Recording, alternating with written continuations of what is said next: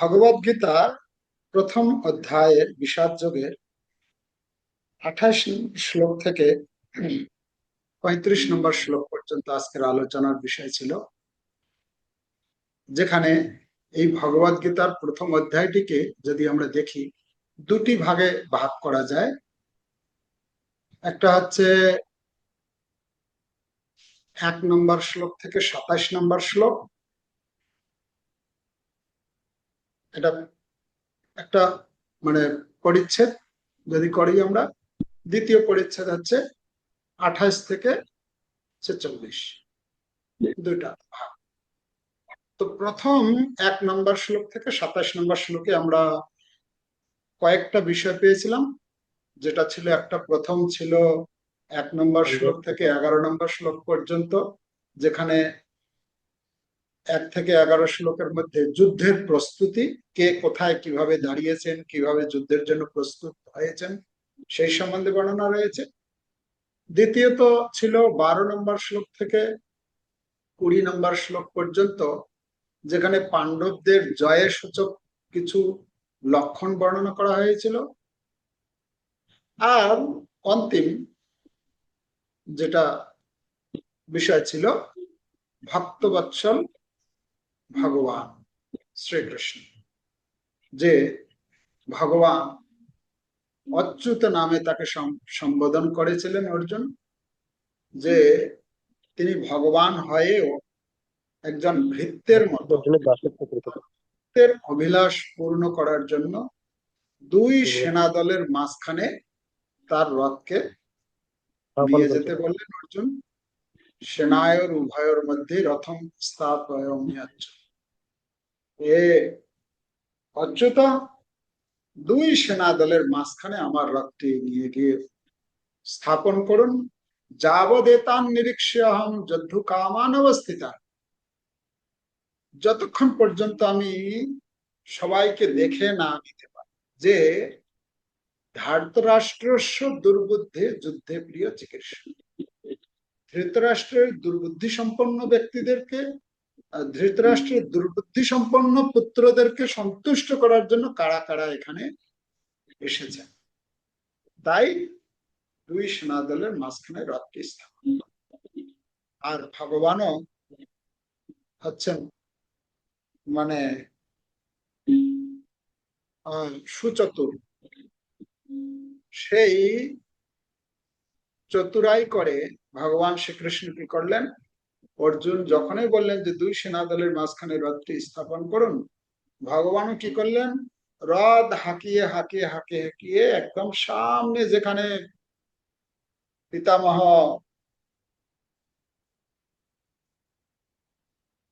পিতামহ রয়েছেন ভীষ্মদেব, সামনে রয়েছেন দ্রোণাচার্য, কৃপাচার্য, অন্যান্য আরো যারা একদম নিকটতম ঘনিষ্ঠ বয়োজ্যেষ্ঠ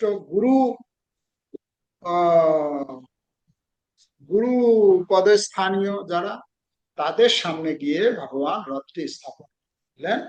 অর্জুন, তুমি দেখতে চেয়েছিলে কারা কারা কাদের সঙ্গে তোমাকে যুদ্ধ করতে হবে, এই দেখো, এই এনাদেরকে মারলেই ব্যাস তোমার যুদ্ধে তুমি জয়লাভ। আর অর্জুন তখন দেখছেন সবাইকে, হ্যাঁ, যখন দেখছেন পুরো লিস্ট দিয়েছেন কাদের কাদেরকে দেখছিলেন। তো দেখার পরে এবারে তাম সমীক্ষ সকন্তেয় সর্বান বন্ধন অবস্থিতা কৃপয়া পরয়াবিষ্ট, কৃপা মানে তাদের প্রতি তার করুণা উদ্রেক হল। ভাই, এনাদেরকে মারতে হবে, ভাই আমি কি করতে চলেছি, এ কি আমি এখানে এত বড় অন্যায় করতে এসেছি। তো তিনি যখন এভাবে দেখলেন, কৃপাবিষ্ট হয়ে বিষণ্ণ বদন তার হয়ে গেল, তখন বলতে শুরু করলেন। 28 নম্বর শ্লোক থেকে বলতে শুরু করলেন। 28 নম্বর শ্লোক থেকে আমরা 46 নম্বর শ্লোক পর্যন্ত যে বিষয়টি রয়েছে, এখানে যদি আমরা দেখি 28 থেকে 30, 31 থেকে 35, 36 থেকে 38 আর 39 থেকে 43 পর্যন্ত 46 এই অধ্যায়ের শেষ করে দিয়েছেন। তারপরে তো চারটে সেকশন রয়েছে, তার মধ্যে আমরা আজকে দুটি সেকশন আলোচনা করব, যে 28 থেকে 30 আর 31 থেকে 35। 28 থেকে 30 নম্বর শ্লোকের মধ্যে কি রয়েছে? 28 নম্বর শ্লোকে আমরা পড়েছি, অর্জুন উবাচ, অর্জুন মুখ খুলেছেন, খুলে বলছেন, কি বলছেন? আমি দৃষ্টিমাম স্বজনম কৃষ্ণ যুযুৎসুম সমুপস্থিতম। হে কৃষ্ণ, আমি এই যাদেরকে সামনে দেখছি, যারা যুদ্ধ করার উৎসুকতায় এখানে এসে উপস্থিত হয়েছেন, তাদেরকে দেখার পর আমার কি হয়েছে? সিদন্তি মম গাত্রাণি, সিদন্তি মম গাত্রাণি, আমার গা জ্বালা করছে, এনাদেরকে মারতে হবে আমাকে। হায়, এটা কিরকম কাজ করতে চলেছি? এটা এটা কি উচিত কাজ? এইরকম কাজ করাটা কি ঠিক? তো অর্জুন বলতে শুরু করেছে। তো অর্জুন তার যখন এই সমস্ত লক্ষণ পরপর বর্ণনা করা হয়েছে, 28, 29 আর 30 নাম্বার শ্লোক পর্যন্ত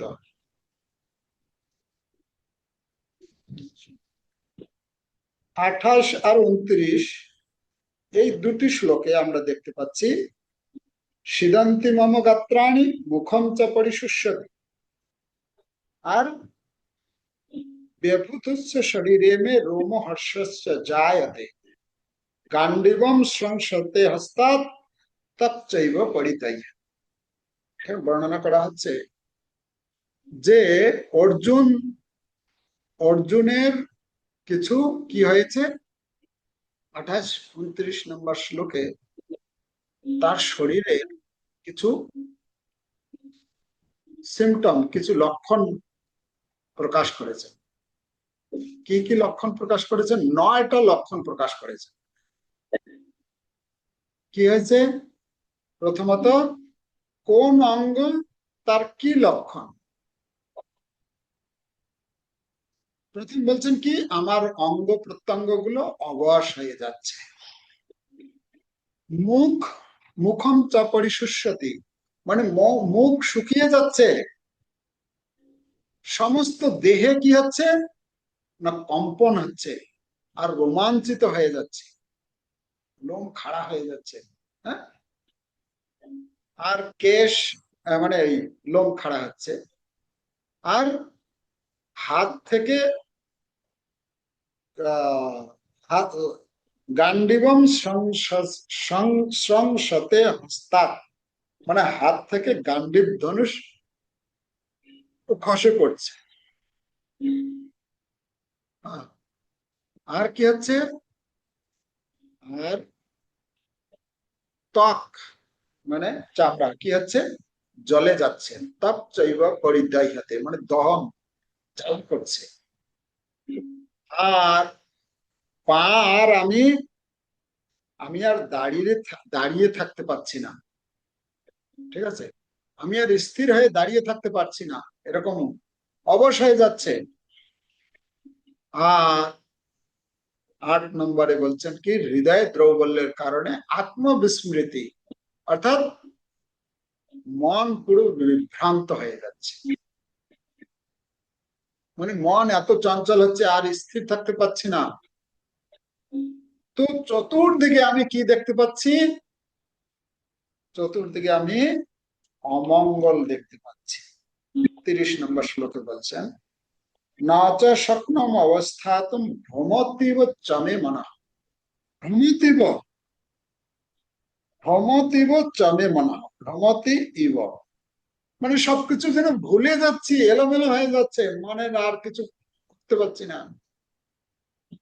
আর কি হচ্ছে, নিমিত্তানি তপস্যামি বিপরীতানি কেশব।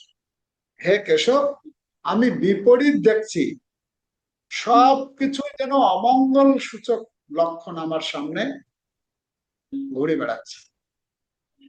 ঠিক আছে, তো প্রপাত আলোচনা করেছেন যে এই শরীরের যে কম্পন, এটা দুই রকমের হয়ে থাকে। হম এটা অর্জুনের কি, মানে কেন আমাদের ভয় হয় তার কারণ বর্ণনা করেছেন। হ্যাঁ, তারপরে নিমিত্তানি বিপরীতানি, সেই শব্দের অর্থ তাৎপর্য শিল প্রপাত তুলে ধরেছেন। তারপরে এই যে অর্জুনের যে পরিস্থিতি, যে এমন একটা হতাশাচ্ছন্ন অবস্থায় পৌঁছে গেছেন, তাহলে এই হতাশা আসে কোথা থেকে, কেন আসে, সে সম্বন্ধে শিল প্রপাত তার তাৎপর্যে বর্ণনা করেছে। তো তো অর্জুন এখানে এখানে তুলে ধরেছেন যে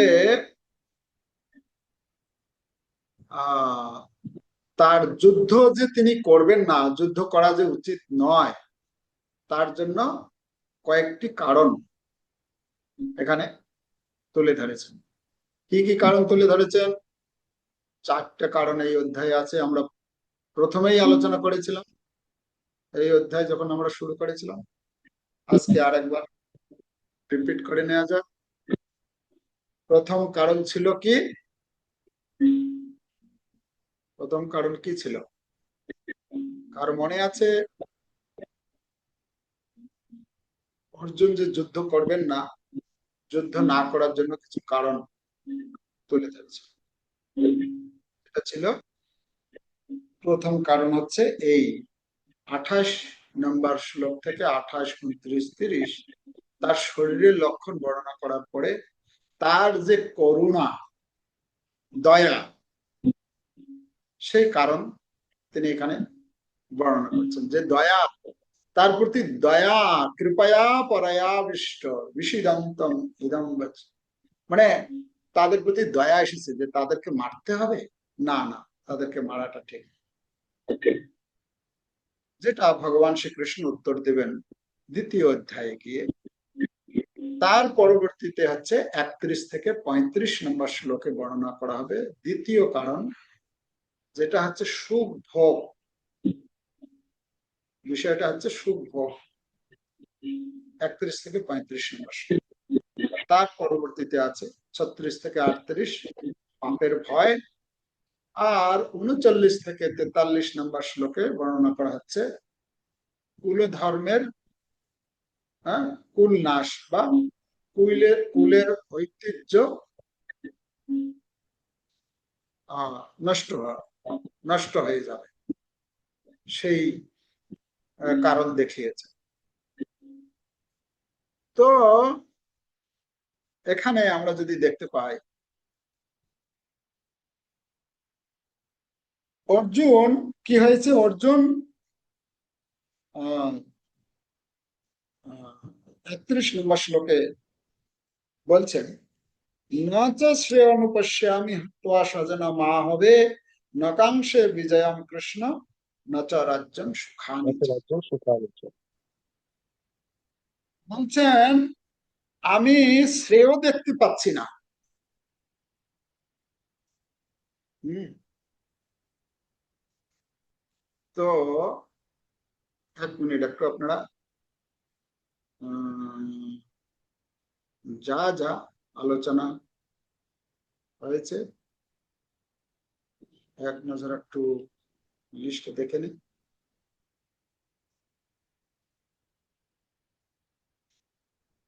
28 থেকে 30 নম্বর,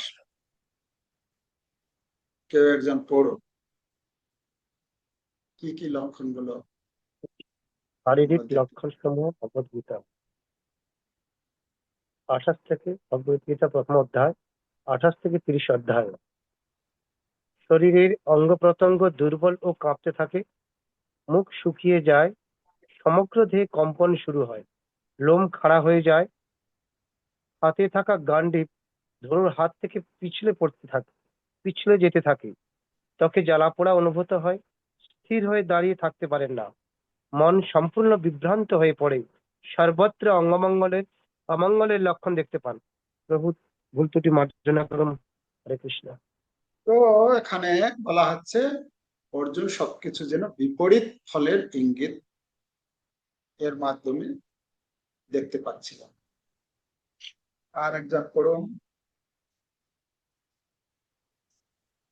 দেহ হরে কৃষ্ণ। হরে কৃষ্ণ। দেহগত সম্পর্কের প্রতি অতিরিক্ত আসক্তির কারণে মানুষ কখনো কখনো এমনকি জাগতিক সুখের উপায়গুলোর প্রতিও আগ্রহ হারিয়ে ফেলে। একজন ক্ষত্রিয়ের জীবিকা ও কর্তব্যের প্রধান ভিত্তি হলো রাজ্য পরিচালনা ও রক্ষা করা। অর্জুনের ক্ষেত্রেও তার হারানো রাজ্য পুনরুদ্ধারের একমাত্র উপায় ছিল তার চাচাতো ভাইদের বিরুদ্ধে যুদ্ধ করা। কিন্তু আত্মীয়দের প্রতি অতিরিক্ত মমতা আর দেহগত আসক্তির ফলে অর্জুনের যুদ্ধের প্রতি সম্পূর্ণ অনাগ্রহী হয়ে পড়লেন। এটি ঠিক সেই ব্যক্তির মতো যে খাদ্যের প্রতি রুচি হারিয়ে ফেললে রান্না করার প্রতিও আর কোনো আগ্রহ অনুভব করে না। বরং অর্জুন মনে করতে লাগলেন যে রাজ্য লাভের জন্য যুদ্ধ করার চেয়ে বনে গিয়ে জীবনযাপন করাই তার জন্য অধিক শ্রেয়। এরপর অর্জুন ব্যাখ্যা করতে শুরু করেন কেন তিনি রাজ্য, বিজয় এবং যুদ্ধ এসবের প্রতি আগ্রহ হারিয়ে ফেলেছেন। হরে কৃষ্ণ প্রভু। তো অর্জুন বর্ণনা করছেন যে কেন তিনি এই আগ্রহ তার নেই। মূল শিক্ষা কি এখান থেকে আমরা পাই? একজন পড়ুন।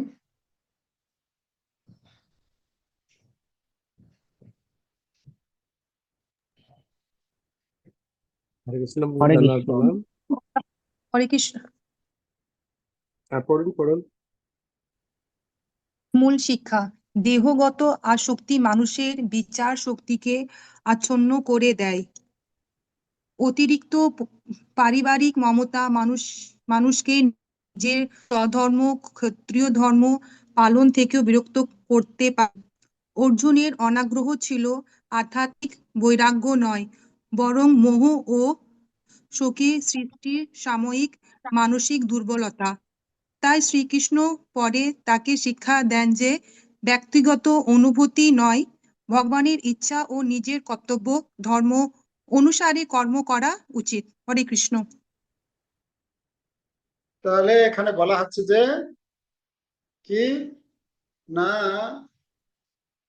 যখন আমাদের এরকম দেহগত আসক্তি বৃদ্ধি পায়, মানে দেহকে কেন্দ্র করে আমি সুখে থাকব, আমার আত্মীয় স্বজন বন্ধু বান্ধব তারা সুখে থাকবে, তার জন্য চিন্তা করতে করতে করতে করতে এমন একটা পর্যায়ে চলে যায় তার বিচার শক্তি আচ্ছন্ন হয়ে পড়ে। মানে তার বিচার শক্তি আর কোনো সঠিক আর কোনটা ঠিক কোনটা ভুল সেটা আর বিচার করার ক্ষমতা পর্যন্ত সে হারিয়ে ফেলে, যেটা অর্জুনের ক্ষেত্রে এখানে হয়েছে। অতিরিক্ত পারিবারিক মমতা মানুষকে নিজের স্বধর্ম, মানে আমার যে ডিউটি, আমার কি করা কর্তব্য সেটা পর্যন্ত ভুলিয়ে দেয়। হয় এরকম আমাদের কখনো, আমরা এখানে এরকম এরকম অনুভব করে থাকি যে এমন ঘোর কোনো চিন্তা আমাদেরকে মানে গ্রসিত করে নেয়, যখন আমার কি করা কর্তব্য বর্তমানে মানে যে কাজ করছিলাম সেটা পর্যন্ত স্তব্ধ হয়ে যায়, ভুলে যাই। হয় এরকম? হয়, অনেকের অভিজ্ঞতা আছে। তো এটা অর্জুনের ক্ষেত্রে অর্জুন এমন চিন্তা করতে করতে করতে তার যে সে যে যুদ্ধ করতে এসেছিল, এতদিনের পরিকল্পনা, চিন্তা করুন যুদ্ধটা কি হঠাৎ হঠাৎ লেগেছিল। এই যুদ্ধটা কতদিনের প্রস্তুতি ছিল, কত বছরের পর বছর এই এর প্রস্তুতি চলছিল যুদ্ধ হবে বলে। তার জন্য ধন সংগ্রহ, তার জন্য অস্ত্র শস্ত্র, অর্জুন কোথায় স্বর্গে গিয়ে ট্রেনিং নিয়ে আসলেন, পুরো এই যুদ্ধ করতে হবে, কত কিছু ব্যবস্থা। আর শেষ মুহূর্তে যখন স্টেজ রেডি, বাস ড্রামা শুরু হবে, ওই ওই সময়ে বলছে না, আমি আর ড্রামা করব না, আমি আর যুদ্ধ করব। ব্যাস, মানে কিরকম পরিস্থিতি, তার কর্তব্য থেকে সে নিজেকে মুখ ঘুরিয়ে নেবে। তো এটা এটা এটা প্রভুপাদ বলছেন অতিরিক্ত মমতার কারণে এটা হয়ে থাকে, অতিরিক্ত পারিবারিক মমতার ক্ষেত্রে। অর্জুনের অনাগ্রহ ছিল আধ্যাত্মিক নয়, এটা অর্জুন যে এই যে বলছে না, আমি আমি এই কি বলে, আমি এই রাজ্য সুখ চাই না, তাই না? এখানে বলছেন না, আমি রাজ্য সুখ চাই না। সে অনুপশ্যামি হত্যা স্বজন মাবে নকাংশে বিজয়ম রাজ্য কৃষ্ণ নচ রাজ্যম সুখানি চা। আমি রাজ্য সুখ ভোগ করতে চাই না, এর থেকে আমার ভালো ভিক্ষা করে আমি জীবন ধারণ করব, সেটা বরং ভালো, এরকম বলছে। তাহলে এখান থেকে অর্জুনের থেকে আমাদের শিক্ষা গ্রহণ করা উচিত, যে অর্জুনের যে পরিস্থিতি, যাতে আমরা যাতে এরকম পরিস্থিতির দ্বারা হ্যাঁ এই পরিস্থিতির দ্বারা যেন আমরা যেরকম যাতে প্রভাবিত হয়নি। তার পরবর্তী হচ্ছে 31 থেকে 35 নম্বর শ্লোক পর্যন্ত শ্লোক পড়া হয়েছে। এখন আমরা 31 থেকে 35 নম্বর শ্লোকের আলোচনা করছি। কেউ একজন এটা পড়ুন।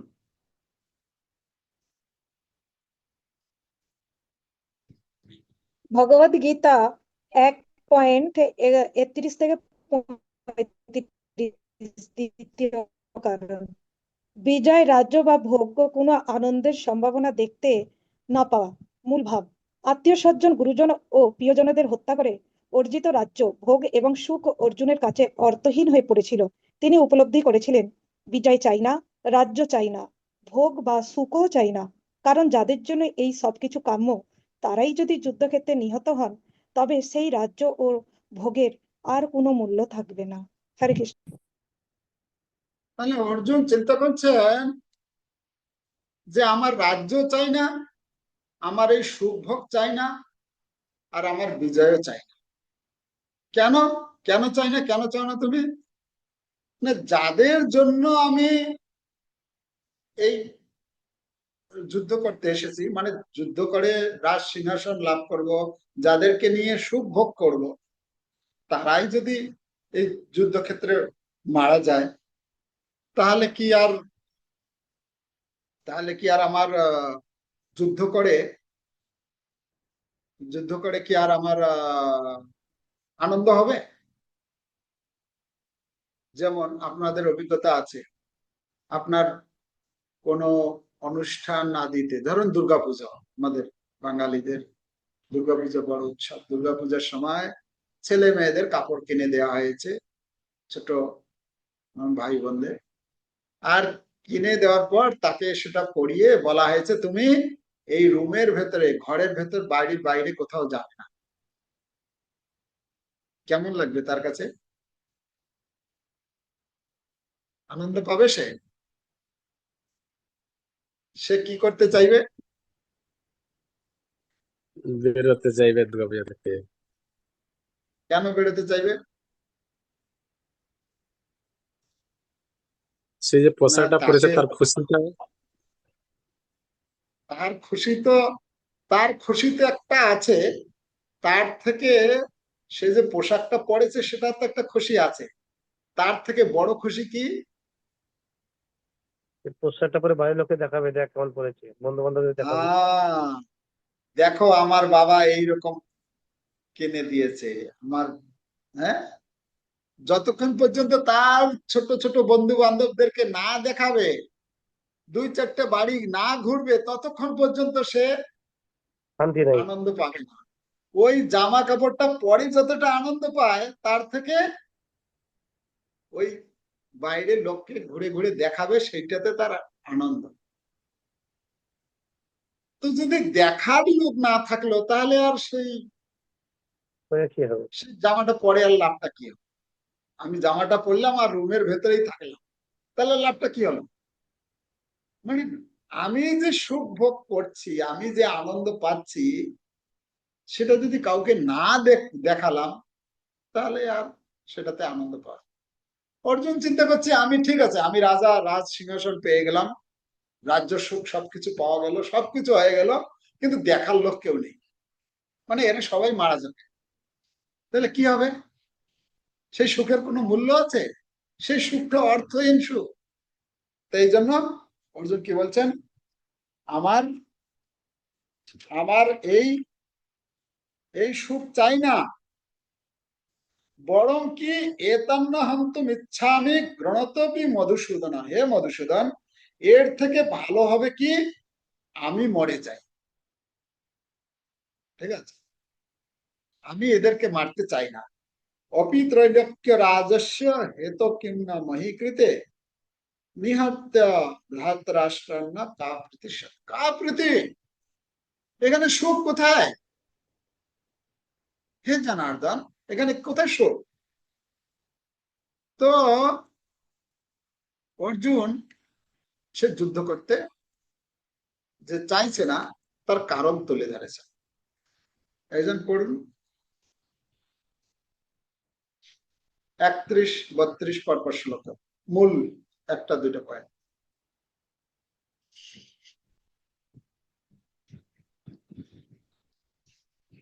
নিমিতানি চ পশ্যামি, সর্বত্র অমঙ্গলের লক্ষণ দেখতে পাচ্ছেন, বিজয়ে কোনো মঙ্গল দেখছেন না। শ্লোক 1:32। না কাঞ্চে বিজয় কৃষ্ণ, আমি বিজয় চাই না, রাজ্য চাই না, সুখও চাই না। হরে কৃষ্ণ। আর একজন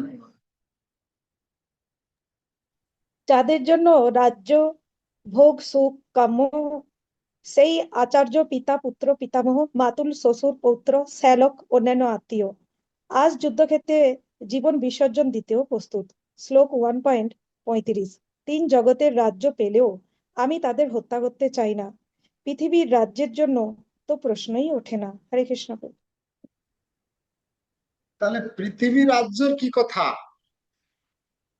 পৃথিবী রাজ্যের কি কথা? আমি অপি ত্রৈলোক্য রাজ্যস্য হেতু কিম না মহীকৃতে বলা হচ্ছে। আর একজন পড়ুন। হরে কৃষ্ণ হরে প্রভুজি, কৃষ্ণ। ধন্যবাদ। হ্যাঁ পড়ুন। পরো শ্রাবণী শ্রাবণী, পরো। মাতাজি। মূল শিক্ষা: দেহত্যাগ আসক্তি মানুষকে কর্তব্য থেকে বিচ্যুত করতে পারে। অর্জুনের করুণা ও অনাগ্রহ প্রাকৃতিক বৈরাগ্য ছিল না, এটি ছিল মোহ। তিনি মনে করেছিলেন আত্মীয়দের ছাড়া রাজ্য অর্থহীন। কিন্তু শ্রীকৃষ্ণ পরে শিক্ষা দেন যে প্রাকৃতিক সুখ রাজ্য ভোগ বা পারিবারিক সম্পর্ক নয়, কৃষ্ণকে সন্তুষ্ট করতেই জীবের প্রাকৃত আনন্দ ও কল্যাণ নিহিত। মূল বিষয়: যাদের জন্য রাজ্য ও সুখ কাম্য, তাদের অনুপস্থিতিতে সেই রাজ্য ও সুখের কোনো মূল্যই নেই। এই চিন্তায় অর্জুনের যুদ্ধ বিমুখতার দ্বিতীয় কারণ। হরে কৃষ্ণ। তো দ্বিতীয় কারণ বলছেন এখানে। প্রথম কারণ ছিল করুণা, দয়া। দ্বিতীয় কারণ হচ্ছে কি সুখ ভোগ। আমি সুখ পাবো না, এনাদেরকে মেরে আমি তো নিজে সুখী হতে পারবো না। উদ্দেশ্য হচ্ছে তো সুখী হওয়া। এই জগতে আমরা যে কর্ম করছি, কিসের জন্য করছি? কি হয়েছে? যে কেউ বিজনেস করছি, কেউ চাকরি করছি, কেউ বিভিন্ন জনে বিভিন্ন যে কাজকর্মের মধ্যে যুক্ত আছি, উদ্দেশ্যটা কি? সুখ ভোগ সুখ করবো। ভোগ, প্রভুজি। তো সুখ ভোগ করবো, সেই সুখ ভোগটা যদি আমি পেয়ে গেলাম সবকিছু, আর দেখার কেউ থাকলো না, তাহলে সেই সুখের কোনো মূল্য থাকলো না। অতএব আমার এই সুখ ভোগ চাই না। আর এই শ্লোকের তাৎপর্যে প্রভুপাদ তুলে ধরেছেন গোবিন্দ শব্দের অর্থ। গোবিন্দ নামে অর্জুন কৃষ্ণকে সম্বোধন করেছেন কেন না, গোবিন্দ নামের অর্থ হচ্ছে গো, অর্থাৎ গো মানে হচ্ছে গাভী, আর গো মানে হচ্ছে ইন্দ্রিয়। গাভী এবং ইন্দ্রিয়কে যিনি সুখ প্রদান করে থাকেন, অর্থাৎ অর্জুন এখানে বলতে চাইছেন যে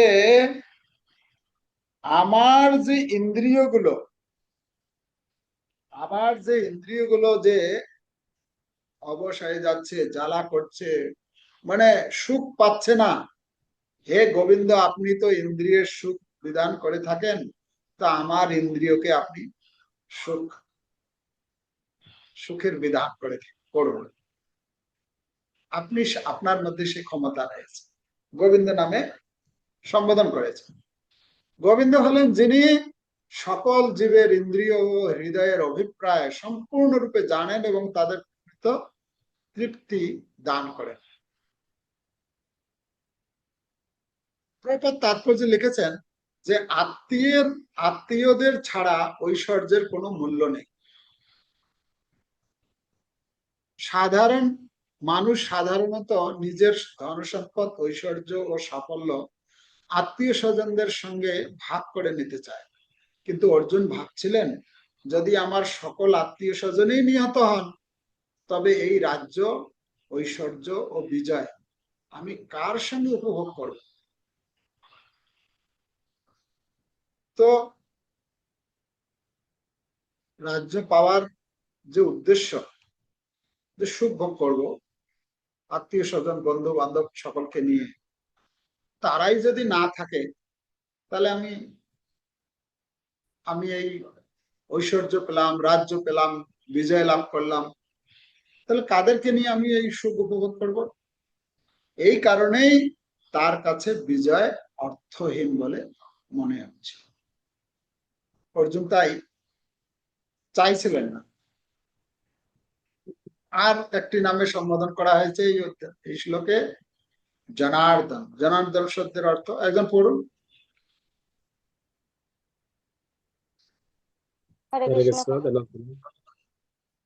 3 নম্বর জনার্দন সম্বোধনের তাৎপর্য। অর্জুন শ্রীকৃষ্ণকে ধনার্দন বলেও সম্বোধন করলেন। তিনি ভাবছিলেন যদি পৃথিবীর ভার লাঘব করার জন্য এদের মৃত্যু অবশ্য সম্ভাবী হয়, তবে আপনি নিজেই তাদের বিনাশ করুন, আমাকে কেন সেই কাজে নিযুক্ত করছেন? যে আপনি এই যুদ্ধক্ষেত্রের আয়োজন করেছেন পৃথিবীর ভারকে লাঘব করার জন্য, তা আপনি নিজেই এদেরকে মৃত্যু, মানে এদেরকে মারুন, আমাকে কেন এই কাজে আপনি যুক্ত করাচ্ছেন? আরেকজন পড়ুন। হরে কৃষ্ণ প্রভুজি, ধন্যবাদ প্রণাম। শ্রীকৃষ্ণ। হরে কৃষ্ণ। প্রভু। হ্যাঁ পড়ুন, মনোরঞ্জন প্রভু। শ্রীকৃষ্ণ এর প্রকৃত কর্তা, অর্জুন কেবল নির্মিত। বাস্তবে শ্রীকৃষ্ণ ইতিমধ্যেই তাদের মৃত্যুর ব্যবস্থা করে রেখেছিলেন। অর্জুন ছিলেন কেবল নিমিত্ত মাত্র। পরবর্তীতে শ্রীকৃষ্ণ বললেন, নির্মিত্ত মাত্রই ভব সচিন। ভগবত গীতাতে 11 নম্বর শ্লোকের 33 নম্বর, অর্থাৎ হে সর্বসাচী, তুমি শুধু আমার হাতে একটি যন্ত্র মাত্র হতো।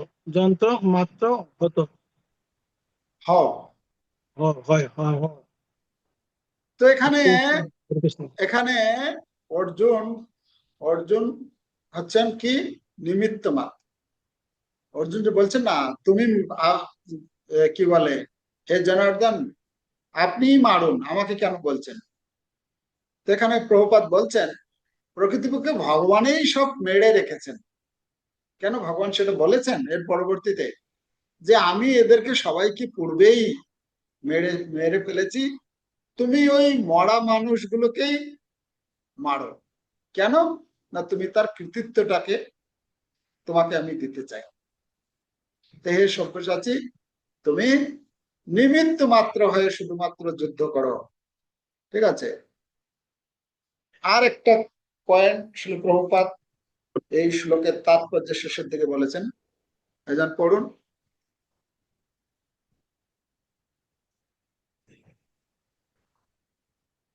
হরে কৃষ্ণ বাবুজি, ভক্ত ধন্যবাদ ও বাবুজি। ভগবানের। ভক্ত ও ভগবানের পার্থক্য। একজন ভক্ত নিজের প্রতি অন্যায়কারী ব্যক্তির প্রতিশোধ নিতে চান না, কিন্তু ভগবান তার ভক্তের প্রতি সংঘটিত অন্যায় কখনো সহ করেন না। অতএব ভক্তের ধর্ম হলো ক্ষমা ও করুণা, কিন্তু ভগবানের ধর্ম হলো ধর্ম রক্ষা ও অধর্মের দমন। যেমন শ্রীকৃষ্ণ নিজেই বলেছেন, পরিত্রাণায় সাধূনাং বিনাশায় চ দুষ্কৃতম।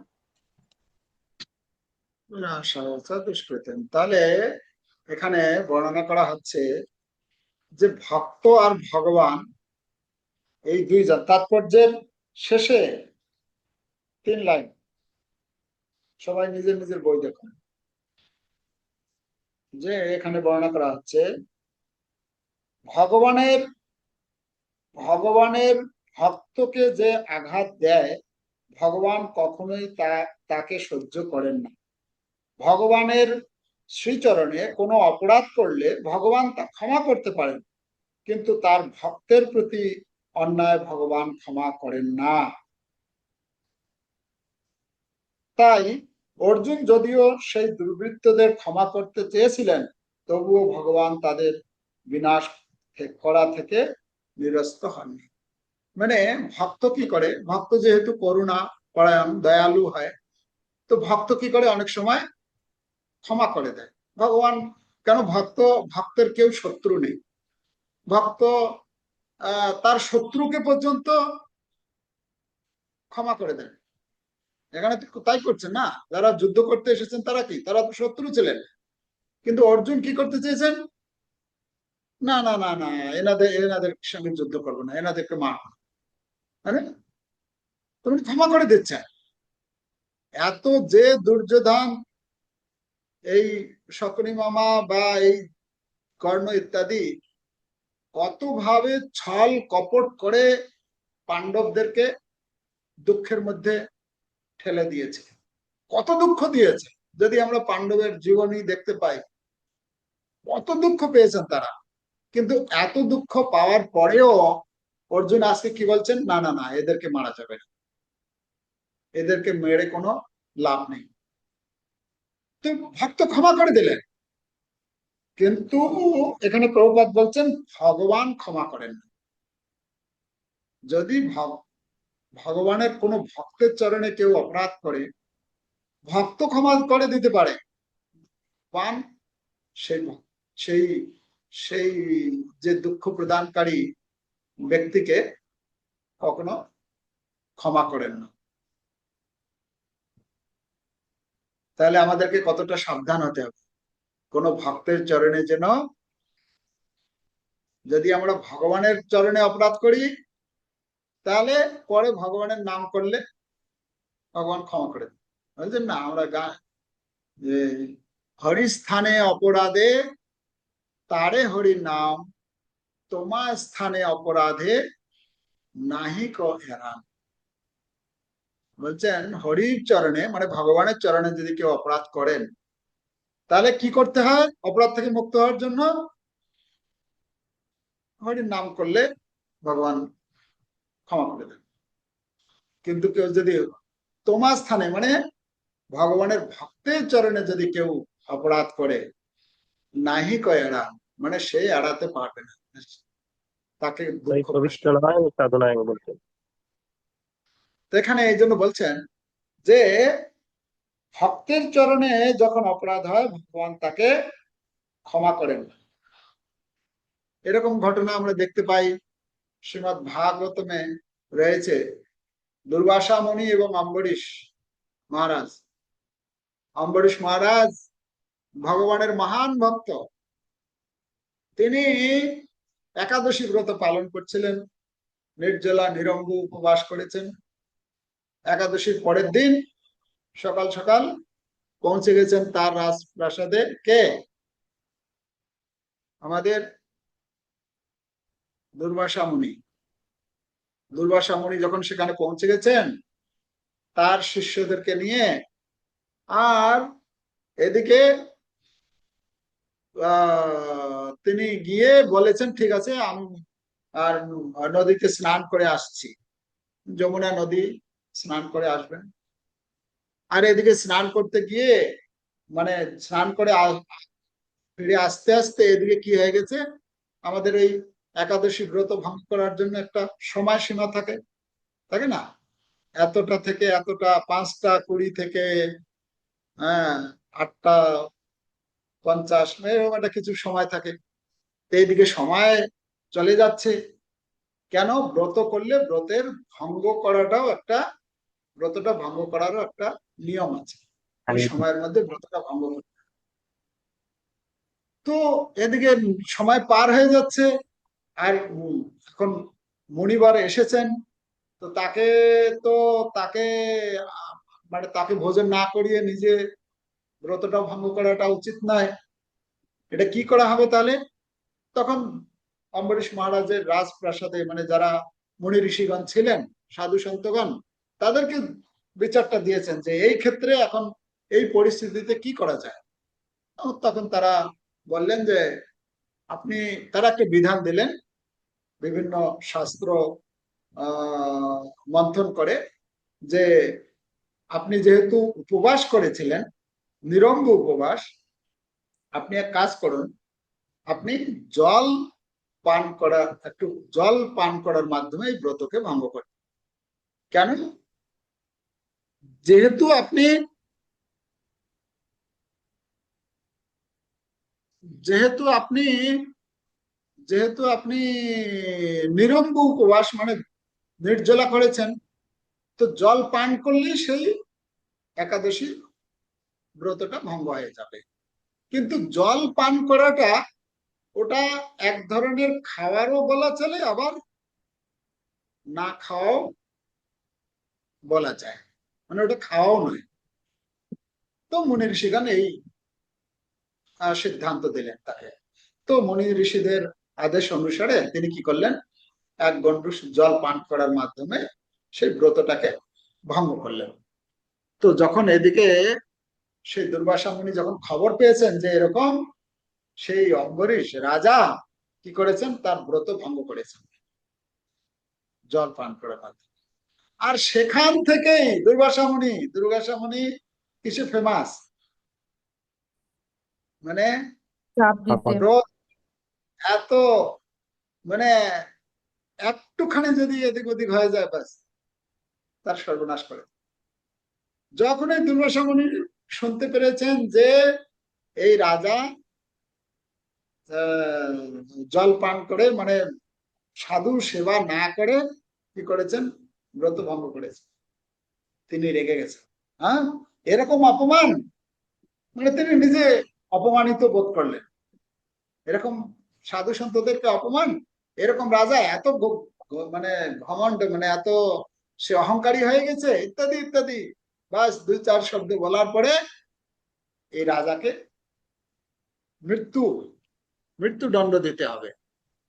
তো কি করছেন, মৃত্যুদণ্ড দিবেন, একটা কৃত্যা সৃষ্টি করেছেন। তার জটা ছিল, জটা ছিঁড়ে মাটিতে ফেলে দিয়ে একটা কৃত্যা সৃষ্টি করলেন, যে কি এই অম্বরীশ মহারাজকে মেরে দিল। আর সেই কৃত্যা গিয়েছে সেখানে। আর যখনই সেখানে অম্বরীশ মহারাজের কাছে গিয়েছেন সে কৃত্যা তাকে মারবেন, আর এদিকে ভগবানের সুদর্শন চক্র, কেন? যারা ভক্ত, ভগবানের ঐকান্তিক শুদ্ধ ভক্ত, তাদেরকে সব সময় এই সুদর্শন চক্র সুরক্ষা প্রদান করে থাকে। সুদর্শন চক্র এসে গেছে, সুদর্শন চক্র এসে সেই যে কৃত্যা ছিল তাকে নষ্ট করে দিয়েছে, একদম নষ্ট করে দিয়ে সেই চক্র ছুটেছে কার দিকে, দুর্বাসা মুনির দিকে, দুর্বাসা মুনিকে মার। আর দুর্বাসা মুনি হঠাৎ দেখছেন সেই সুদর্শন চক্র অতি বেগে তার দিকে ধাবমান। তিনি তখন ছুটতে শুরু করেছেন, যেখানে যায় সেই সুদর্শন চক্র তার পিছন পিছন ধাওয়া করছে তাকে। বলা হচ্ছে ঘুরতে ঘুরতে এই পৃথিবীর সর্বত্র গিয়েছেন তিনি। তারপরে তিনি ব্রহ্মলোকে গিয়েছেন, ব্রহ্মলোকে ব্রহ্মাজিকে বলছেন যে আপনি ক্ষমা করুন, মানে আমার এই সুদর্শন চক্র থেকে বাঁচান। ব্রহ্মাজি বলছেন, বাপু এটা আমার এইখানে আমার কোনো, আমি এখানে কিছুই করতে পারবো না, তুমি তাড়াতাড়ি এখান থেকে চলে যাও। কেন? ওই সুদর্শন চক্র এসে হয়তো এখানে কিছু আরো কিছু গড়বড় হয়ে যেতে পারে আমার এখানে, তাড়াতাড়ি এখান থেকে চলে যাও। তিনি ঘুরতে ঘুরতে চলে গেলেন কৈলাসে শিবজির কাছে। শিবজিকে গিয়ে বলছেন, আপনি আমাকে এই সুদর্শনের হাত থেকে বাঁচান।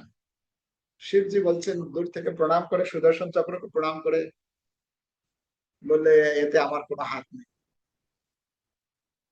তখন তিনি ঘুরতে ঘুরতে বৈকুণ্ঠে ভগবানের কাছে পৌঁছে গেলেন, নারায়ণের কাছে। নারায়ণকে গিয়ে বলছেন যে আপনি আমাকে এই সুদর্শনের হাত থেকে বাঁচান। বলছে, না, এটাতে আমার কিছু করার নেই, আমি কিছু করতে পারবো। বলছে, কি বলছেন আপনি? এই সুদর্শন তো আপনার, আপনি কিছু করতে পারবেন না মানে? বলছেন, দেখো সুদর্শন, তুমি যেটা বলছো ঠিকই আছে, সুদর্শন আমার, কিন্তু সুদর্শন আর আমার কথা এখন শুনবে না, মানে আমার কথাও কাজ হবে না। কেন? সুদর্শন কোন ভক্ত যখন বিপদে পড়ে, সুদর্শন তখন আমার কথাও শোনে না। কেন? কি বলে, হরিদাস ঠাকুরকে যখন ওই 22 বাজারে বেত্রাঘাত করছিল, তো 22 বাজারে যখন বেত্রাঘাত করছে, তখন কি হচ্ছে, হরিদাস ঠাকুর হরিনাম করছে, আর তাকে বলছে, তুমি এই হরিনাম ছেড়ে দাও, তাহলে তোমাকে আর আমরা মারব না। তো তখন হরিদাস ঠাকুর কি করছেন, ভগবান বলছেন সেখানে, ভগবান এই সুদর্শনকে পাঠিয়ে দিয়েছেন। আর সুদর্শনকে যখন পাঠিয়ে দিয়েছেন, তখন সুদর্শনের কাছে প্রার্থনা করছেন হরিদাস ঠাকুর, হে সুদর্শন দেব, আপনি এনাদেরকে ক্ষমা করুন, এনারা জানেন না, এরা যে আমাকে দুঃখ দিচ্ছে, এই কষ্ট দিচ্ছে, এরা জানে না যে দুঃখ দিলে এর কি ফল বা কি হতে পারে, তো এরা অজ্ঞ, এদেরকে ক্ষমা করে দেয়। তো সুদর্শন যখন ফিরে গেছে, তো ফিরে গেলে তখন যখন জিজ্ঞাসা করা হয়েছে, ভগবান তখন কমপ্লেন দিয়েছে, সুদর্শন আর আজকাল আর আমার কথা শুনছে না। কেন? ভগবান পাঠিয়েছিলেন সুদর্শনকে কিসের জন্য? ওই যারা 22 বাজারে বেত্রাঘাত করছিল, তাদেরকে মেরে ফেলার জন্য। ভগবান বলছেন, সুদর্শন তাদেরকে না মেরে চুপচাপ আমার কাছে চলে এসছে। মানে ভগবান এই কি বলে, সুদর্শন আর আজকাল আমার কথা শুনছে না। তো সুদর্শন চিন্তা করছে, হায় হায়, এরকম কি আমার নামে এরকম বলা হচ্ছে, হে প্রভু, এটা কখনো হতে পারে? সুদর্শন কি ভগবানের আজ্ঞাকে উল্লঙ্ঘন করবেন? এটা হতে পারে না। তখন সুদর্শন হচ্ছে, এটা হতে পারে না কখনো, এটা কি করে সম্ভব? তো তখন তখন বলছে যে, হে প্রভু, আপনি তো বলেছেন, কি বলেছেন, আমার থেকে আমার ভক্ত বড়, ভগবানের থেকে ভগবানের ভক্ত বড়। তো আপনি বলছেন যে আমার থেকে আমার ভক্ত বড়, আর আপনার ভক্ত বলছেন যে এদেরকে মারো না, তা আমি কার কথা শুনবো? আপনি বলছেন তাদেরকে মারতে, আর এটাও বলছেন আপনার থেকে আপনার ভক্ত বড়। আপনার আপনার থেকে আপনার ভক্ত বড়, সেই ভক্ত বলছে যে, হে সুদর্শন, এরা জানে না, এরা অজ্ঞ, এদের জ্ঞান নেই, তো এদেরকে তুমি কিছু করো না, চলে যাও। তা আমি কার কথা শুনবো? আমি তো আপনারই কথা শুনেছি না, আপনি বলেছেন আপনার ভক্ত বড়, তা আপনার ভক্তের কথা শুনতে হচ্ছে আমাকে। তো তখন ভগবান বলছেন, ও হো, আচ্ছা আচ্ছা, ওই সূত্রটা আমি ভুলে গেছি, মানে এরকম বলেননি ভগবান তখন। তো এর মাধ্যমে বোঝানো হচ্ছে যে সুদর্শন সবসময় ভক্তকে রক্ষা। তো সুদর্শন তখন বলছেন, বা নারায়ণকে বলছেন যে, আপনার সুদর্শন, আপনার অস্ত্র, আপনি এর থেকে আমাকে রক্ষা করুন। তখন ভগবান বলছেন, দেখো আমার কিছু করা নেই, আমি হচ্ছি অহং ভক্ত পরাধীন, অস্বতন্ত্র ইব দ্বিজ। হে দ্বিজ, হ্যাঁ, দুর্বাসা মুনিকে বলছেন, হে ব্রাহ্মণ শ্রেষ্ঠ, আমি যদিও হচ্ছি স্বতন্ত্র, কিন্তু আমার ভক্তের কাছে আমি অস্বতন্ত্র।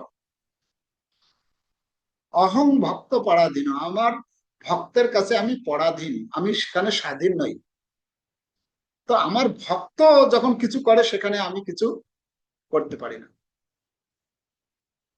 আর আমার ভক্ত কি, আমার ভক্তের যে ভক্ত সে হচ্ছে আমার আরো প্রিয়। মানে আমার যে ভক্ত, সেই ভক্তের যদি কেউ ভক্ত হয়, ভগবান বলছেন সে হচ্ছে আমার প্রিয় আরো বেশি। তাই জন্য ভক্তরা, আমাদের পন্থা হচ্ছে কি, আমরা সবসময় ভক্তের ভক্তের ভক্তের মহাপ্রভু শিক্ষা দিয়েছেন। এই জন্য দাস দাসানু দাস, গোপী ভর্তু পদ কমলয়রও দাস দাসানু দাস, একদম পুরো দাসের দাসের দাসের দাসের দাস। তো এখানে যে কথাটা বলছেন যে ভগবান যদি, ভগবানের চরণে যদি কেউ অপরাধ করে তাহলে ভগবান ক্ষমা করে দেন, কিন্তু যেহেতু দুর্বাসা মুনি ভগবানের ভক্তের চরণে অপরাধ করেছেন, অম্বরীশ মহারাজের চরণে, তাই ভগবান ক্ষমা করলেন না। ভগবান বললেন, তো যখন বললেন যে তাহলে উপায় কি, আমার তো পিঠ জ্বলে যাচ্ছে হ্যাঁ সুদর্শনের জ্বালাতে, তো ভগবান বললেন, তুমি যার চরণে অপরাধ করেছ সে যদি তোমাকে ক্ষমা করে দেয় তাহলে ক্ষমা হয়ে যাবে। তো দুর্বাসা মুনি ভগবানের কথা অনুসারে ছুটে গেলেন। আর অম্বরীশ মহারাজ সেখানে অপেক্ষা করেছিলেন। বলা হচ্ছে অনেক লম্বা সময়, 1 বছর কাল সেই মানে ঘুরেছেন, সব জায়গায় সর্বত্র ঘুরেছেন, ঘুরে ঘুরে ঘুরে ঘুরে এসছেন। এসে দেখেন অম্বরীশ মহারাজ সেই রকমই দাঁড়িয়ে আছেন। আর এসে তিনি একদম পুরো সাষ্টাঙ্গে প্রণাম করলেন। হ্যাঁ, হে হে মহান, মানে হে প্রভু, আমাকে আপনি ক্ষমা করে দেন। আর যেই মুহূর্তে তিনি প্রণাম করেছেন, অম্বরীশ মহারাজ তখন সুদর্শনের কাছে হাত জোর করে বলছেন, হ্যাঁ, যে হে সুদর্শন চক্র, আপনি, আমার যদি কোনো পুণ্য এই ধরনের কিছু থাকে তাহলে সেটা আমি তাকে দিচ্ছি, এবং আপনি দয়া করে তাকে ক্ষমা করে দিন। আর যখনই অম্বরীশ মহারাজ সুদর্শনের কাছে প্রার্থনা করেছেন, তার গুণকীর্তন করেছেন, প্রশংসা করেছেন, সুদর্শন চক্র তখন চুপচাপ সেই ভগবানের কাছে ফিরে গেছে। তাহলে এখান থেকে আমরা বুঝতে পারছি, ভগবানের কাছে যদি ভগবানের কাছে যদি অপরাধ করা হয়, ভগবান ক্ষমা করে দেন, কিন্তু যদি ভগবানের ভক্তের চরণে কেউ অপরাধ করে তাহলে ভগবান ক্ষমা করেন। এখানে ভক্তকে, এখানে ভক্ত হচ্ছেন পাণ্ডবগণ। আর তার ভক্তের চরণে অপরাধ করেছেন তারা এই দুর্যোধন শকুনি কৌরবাদী।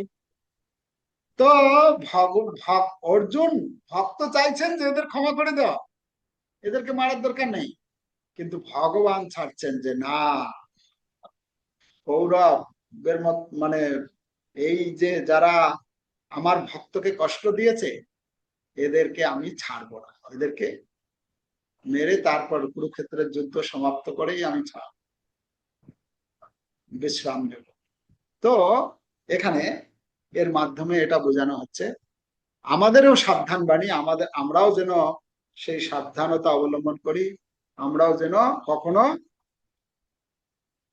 কখনো কি অপরাধ না করি, ভগবানের ভক্তের চরণে যেন কখনো অপরাধ না করে। তো আমাদের সাবধানতা অবলম্বন। হরে কৃষ্ণ কৃষ্ণ কৃষ্ণ হরে হরে, হরে রাম রাম রাম হরে রাম।